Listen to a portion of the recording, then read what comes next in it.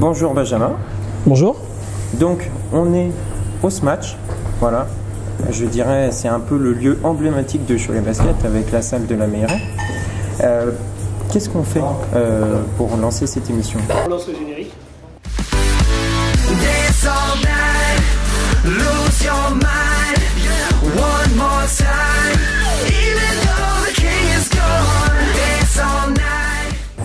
Donc Benjamin, aujourd'hui on est venu ici parce que il y a très peu de temps, une nouvelle association s'est créée au niveau de Cholet Basket, Cœur Rouge et Blanc. Voilà, donc tu vas pouvoir nous en parler un petit peu. Toi qui es le président de Cœur Rouge et Blanc, qui a été élu récemment d'ailleurs. Donc toi déjà, Cholet Basket pour toi c'est quoi? Cholet Basket pour moi c'est un club qui a bercé mon enfance. Comme je l'avais expliqué lors de l'élection, c'est depuis tout petit, j'ai joué en mini poussin, en poussin ici. Et par la suite je suis devenu un supporter du club depuis déjà de nombreuses années.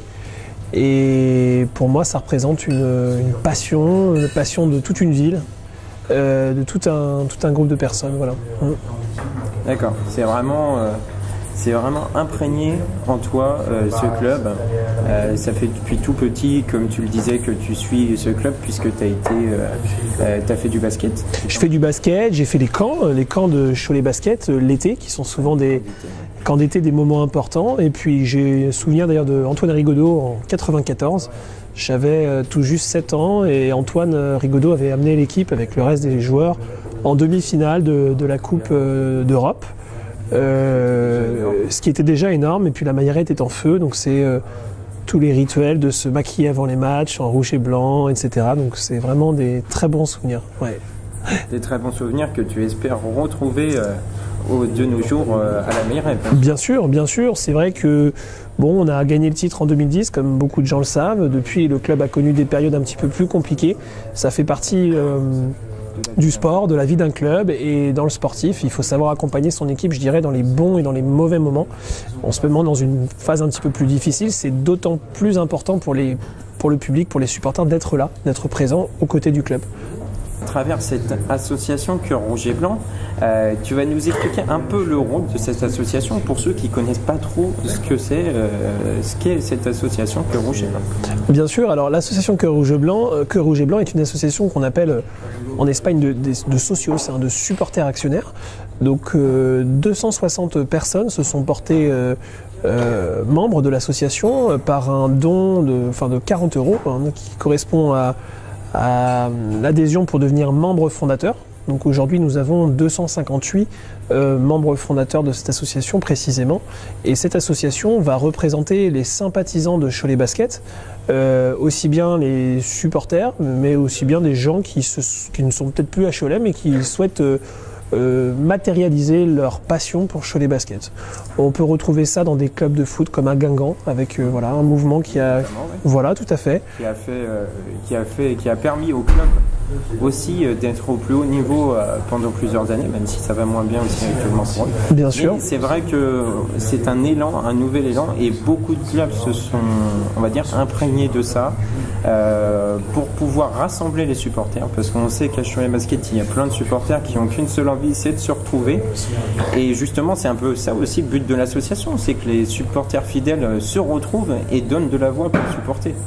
Exactement, on va essayer de mener des actions de différents types, des actions caritatives. On sait qu'aujourd'hui il y a un certain nombre d'associations qui souhaitent organiser avec Cholet Basket des actions, le sport véhiculant des belles valeurs, notamment le basket.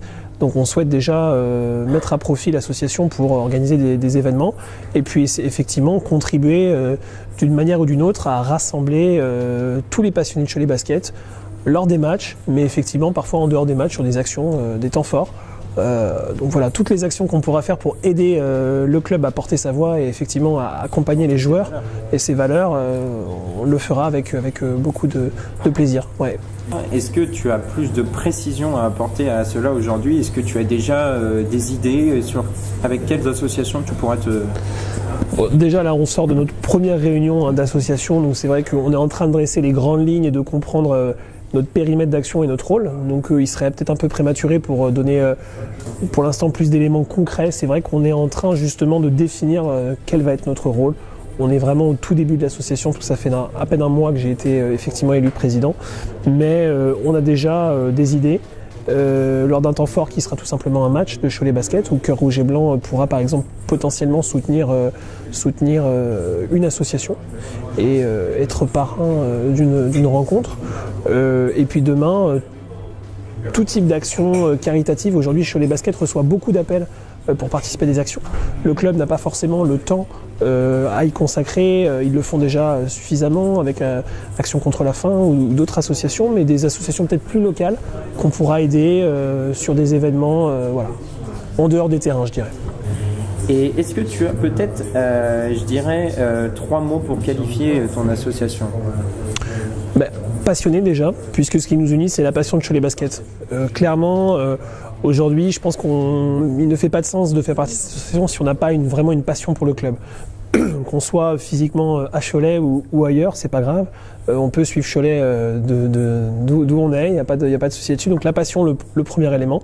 Le deuxième, c'est l'engagement, parce que nous, ce qu'on souhaite, c'est des membres engagés qui vont vraiment porter justement ces actions-là et nous aider à les concevoir. Et puis le dernier, je dirais que c'est sur justement le côté valeur du sport, côté respect, où il faut être chaque membre doit considérer que justement il faut porter ces valeurs du sport et pas seulement porter un message de on est des supporters de Cholet Basket. C'est pas une association de supporters comme on l'a rappelé ce soir, c'est une association de sympathisants de Cholet Basket. C'est très différent. On n'est pas là pour créer une animation lors des soirs de match. On pourra y contribuer si le club souhaite que l'on travaille là-dessus, mais on est surtout là pour avoir des gens qui incarnent positivement et d'une manière qualitative le club. Donc des gens qui sont capables justement de tenir un discours qui porte ces valeurs-là. Ouais. Donc moi j'ai une supportrice qui est aussi bénévole au club depuis cette année, Chloé, voilà, qui ne peut pas être avec nous ce soir, mais qui verra sûrement cette interview. Et donc elle m'a dit qu'elle était bénévole depuis 1 an. Est-ce que toi ça t'est venu à l'idée un jour de devenir bénévole à Cholet Basket? Je l'ai été déjà 2 saisons consécutives. Alors si je me souviens bien, parce que je suis parti à l'étranger entre temps, mais en 2008-2009 et en 2009-2010, puisque j'étais DJ de Cholet Basket, je passais la musique bénévolement durant 2 saisons, 1 saison et demie précisément, et ouais, j'ai donné du temps tout simplement parce que encore une fois parce que je suis passionné de Cholet Basket, et deuxièmement parce que j'aimais bien à l'époque m'occuper de la musique et de l'animation des matchs. Je dirais que c'est la partie qui m'intéresse certainement le plus. Ouais. Ouais, et puis justement, la bénévole comme toi qui a été bénévole à une époque, la bénévole, elle, justement, fait aussi partie de tout ça. Elle a un rôle précis. Et les bénévoles, chaque bénévole à Cholet Basket a son rôle précis. Elle, notamment, a un rôle au niveau de tout ce qui est arbitrage, notamment au niveau de l'arbitrage vidéo, qui est quand même assez essentiel. Hein. On imagine la pression qu'il doit y avoir autour de la table de marque quand on a plusieurs milliers de supporters qui veulent que leur équipe gagne ou qu'il n'y ait pas faute. C'est sûr. Ça doit être quelque chose, notamment toi à la musique, tu devais te dire voilà, il faut pas, je peux pas lancer de la musique n'importe où, n'importe comment. Il y a effectivement un règlement qui est imposé par la Ligue, et puis il y a des choses à respecter, hein, comme dans tout, et c'est une certaine pression, ouais, tout à fait. Ouais. C'est sûr. Aujourd'hui, on est dans un lieu emblématique, et ce lieu emblématique, qu'est-ce qu'il reflète pour toi? Il reflète un petit peu le résumé de un peu plus de 30 ans de basket. Cholet est en Jeep Elite, maintenant en Pro A anciennement depuis 1987, date de mon année de naissance. Donc effectivement, j'ai plutôt eu de la chance là-dessus, c'est que j'ai toujours connu le club en première division dans l'élite du basket français. On espère bien entendu que ça va rester comme ça. Donc ce lieu symbolise, comme on peut le voir tout autour de nous, l'ensemble des réussites, des accomplissements. Parfois, là, on voit sur le mur parfois des quelques tensions qu'il y a pu avoir entre des joueurs ou autres. Je pense notamment à une des photos qui est accrochée là-bas. Donc les bons, les mauvais du sport, hein, c'est comme dans la vie, il y a toujours des bons et des mauvais moments. C'est vrai que ce lieu, c'est un véritable musée, je dirais, hein, quand on regarde toutes les coupes, etc. Donc c'est un lieu très fort en termes de souvenirs et puis c'est aussi un lieu de rassemblement puisque souvent les supporters choletais s'y réunissent avant ou après une victoire, après un match tout simplement. Voilà, et puis pour déjeuner puisqu'il y a un paquet de joueurs qui déjeunent aussi ici de temps en temps et de supporters. Donc voilà. Est-ce que toi tu as je dirais quelques mots à dire aux supporters qui nous regardent ou peut-être aux gens qui ne connaissent pas Cholet Basket pour leur donner envie de venir au match le soir? Vivre l'expérience d'un match Cholet Basket, c'est vivre un moment très fort. On est quand même une des salles où il y a le plus d'ambiance en France. Il faut le dire, c'est toujours le cas, puisque malgré les années un petit peu plus difficiles, le public a toujours été là pour soutenir son club. Ça, c'est quelque chose qu'on a beaucoup de chance à Cholet, c'est que le public a, je pense, jamais laissé tomber l'équipe dans les bons et les mauvais moments. Comme tu l'as rappelé, c'est pas le cas de tous les clubs. Il y a une proximité avec les joueurs et les dirigeants qui sont, je pense, tous abordables là-dessus, c'est indéniable. C'est pas le cas dans tous les clubs. On a vraiment gardé un côté associatif, c'est le mot que j'emploierais à Cholet, contrairement effectivement à des clubs qui sont devenus des entreprises à proprement parler, même si le sport est aujourd'hui, déjà depuis de nombreuses années, a été quelque chose du business, c'est du business, mais on peut garder des valeurs et on peut garder une proximité tout simplement pour ne pas déconnecter le public. Donc venez le samedi soir, parfois c'est d'autres soirs, le vendredi, le lundi, mais venez encourager l'équipe de Cholet Basket dans cette belle salle de la Mailleraie qui, quoi qu'on dise, c'est une salle emblématique du basket français qui résonne beaucoup avec une ambiance, une saveur très particulière qu'on retrouve dans très peu de salles pour voyager, faire des matchs à l'extérieur également. On ne retrouve pas ça dans toutes les salles, il y a des salles qui sont assez froides.